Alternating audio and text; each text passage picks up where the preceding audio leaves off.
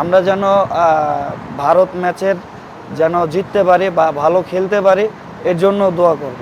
আমি মনে করি এটা টিমের জন্য অনেক ভালো। এটা আমাদের টিমের জন্য ভালো, আমরা সবাই একত্রিত হয়ে ওমরা করি। ফিলিংস আজকে আমরা উমরাতে যাচ্ছি, মক্কাতে যাচ্ছি। সো আমরা লাস্ট 2-3 বছর আমরা মক্কা গেছি, যেই দিন আমার অফ ডে ছিল।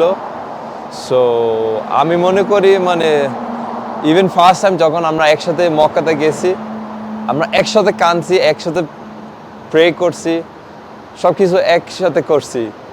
আজকে সেম। সো আমি মনে করি এটা টিমের জন্য অনেক ভালো আর নিজের জন্য অনেক ভালো।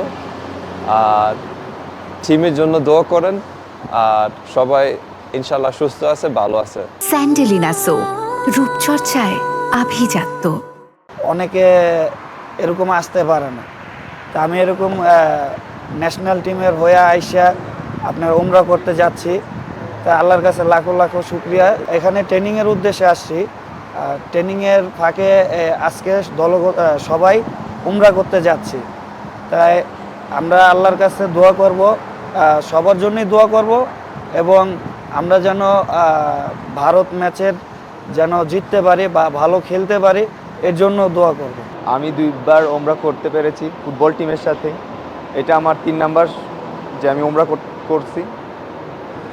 তো আসলে প্রত্যেকটা মুসলমানের একটা আবেগের জায়গা, একটা শান্তির জায়গা এখানে, যে ওমরা করতে আসবে, হজ করতে আসবে।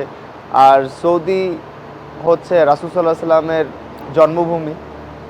এখানে পৃথিবীর প্রত্যেকটা মানুষেরই আসার জন্য উদগ্রীব থাকে। সেখানে আল্লাহ আমাদেরকে নিয়ে আসছে এবং আমাদের অপরচুনিটি করে দিয়েছে ওমরা করার। এটার জন্য আল্লাহর কাছে শুকরিয়া। তো আর আমার মনে হয় যে আমাদের ওমরা করার মাঝখানে, যেহেতু আমরা এখানে একটা কন্ডিশনিং ক্যাম্প করতে আসছি, ওমরা করার ফলে আমাদের ফোকাসটা আরও বেড়ে যাবে এবং মানসিক একটা শান্তি পাওয়া যায়।